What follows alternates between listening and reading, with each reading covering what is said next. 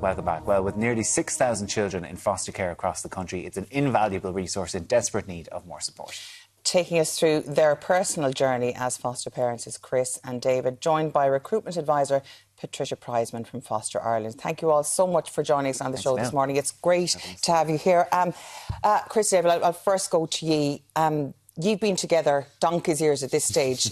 What made you decide to go down the foster route? Tell us your story, Kris. Yeah, so David and I are together 20 years, and for a long time we've always wanted to open our hearts and our home to a little child, and some fostering is something that we've been considering for a while, and we decided to reach out to one of the agencies, Foster Care Ireland, and had a call with Patricia, and she came out to our home and had a chat, and just through that process she took us through fostering and what would be involved in that for us, and it was really good. It gave us the opportunity to think about whether it would be the right step to take, and from that we decided that we've a lot to give a young child, and from there we began the assessment process, and a year last summer we were approved as foster carers. Yeah. So. What made you go down that route as opposed to, as a same-sex couple, obviously there's different challenges when it comes to growing a family, having a family, and what form that family should take. Why foster care and why not another route? Yeah. I think we looked at the various options that were available to same-sex couples in terms of starting a family and kind of the different routes there. And I think, certainly for me, when you realise the number of children that are in foster care or in need of care and in need of a family home, I think it was kind of an obvious choice for us that an existing child in the state is looking for a loving and caring home, and that's something that we could provide. Yeah, obviously it was quite a long vetting process. It's sort of a 9-month thing. From going through that and then to eventually getting a child placed with you, I mean, how has your life changed from then to now? It's so amazing, like it really is. Like it's just such a privilege to offer your heart and home to a young child and to just build that attachment, to see them every day get to a place where they place their trust in you, they seek your support, and one of the best things is seeing them reach milestones, and when they beam with happiness when they see your face and see how proud you are of them, it's just absolutely unbelievable. There's a lot of early mornings as well, but it's strengthened us in our relationship. It's enriched our relationships with our family and our friends. It's just brought so much joy to our lives. It's not an easy path, but it's so rewarding. Because sacrifice have to be made, particularly if you want a younger child. A parent has to be present at all times. So you made some tough choices and sacrifices in order to become a foster carer involving your career. Yeah. Like, and I can understand that as well, because Trisha, you might say a little bit on when the child is quite young, they need that support to build that attachment, particularly if they come from a very vulnerable background. There has to be that primary caregiver at home, and I'm very fortunate in my career that I've been given an opportunity to take some time to be at home with the child. You can take a career break to be there, and it's formative years which are so important. And it's so rewarding, and I'm with my career there's a skill set that comes with that I'm able to use to help that child flourish. Yeah, great. And Patricia, I suppose when you are looking at prospective foster carers, I mean, what are you looking for? Are there people that you're like straight away, that's maybe not going to work for you, and the people who you put through the process, maybe talk us through that and how it works? So definitely not straight away, because every candidate that applies is unique, and anybody that wants to help children, they're already fabulous in my eyes. So I want to help them, advise them, support them, and try find a way to what type of fostering is going to suit you. So at the start, we'll have a telephone conversation. I'll ask them, are you married? Are you single? What sort of work hours do you have? Do you have pets in the house? And do you have availability? And, we have to be realistic. These are vulnerable children and they need attention and love. But we have single carers, we've retired carers, same-sex carers, we've heterosexual couples. We are open to exploring fostering with everybody.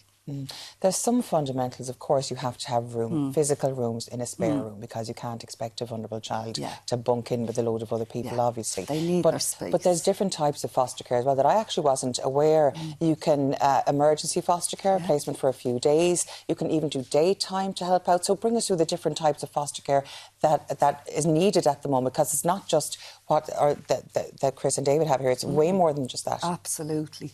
There is a huge need and a huge demand for foster carers. we have amazing foster carers, but some of them are coming up to retirement. And then as soon as we place a child with a candidate, that there's more homes that are needed. Always a need for foster carers. But what different types of foster carers do you need is what I'm trying to ask. So we have respite, which you will have foster carers that take children for a very short time for different reasons. There'll be emergency care, and that can suit a lot of working people who take children at the weekends and look after them for Tusla. You will have short-term care, and most fostering will start off with short-term, where a family will take on a child or siblings, and it's planned, and we really look at matches and making it the most suitable fit for that child and for the family. Kris and David, what was your biggest worry when you were applying, when you were thinking about doing this? I think we were quite worried about, I suppose we're obviously a same-sex couple, and we were worried about, would that be an issue? Would that be an obstacle that we face on our fostering journey? But surprisingly, it's just been absolutely amazing. Through the assessment process and the match with their child, and just the people that we've met through the process, we're not seen as two men that are in a relationship together.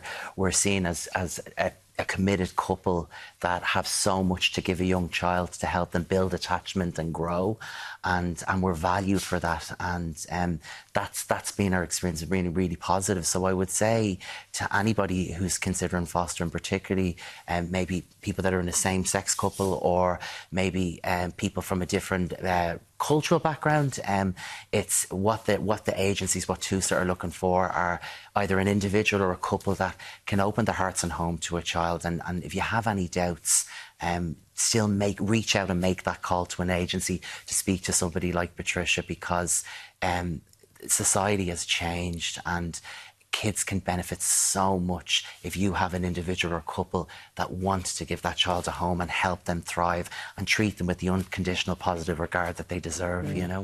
And they're not looking for perfection either. They're, that's one of the concerns, some people going into the process, based on what happened in the past or different stories that they might have.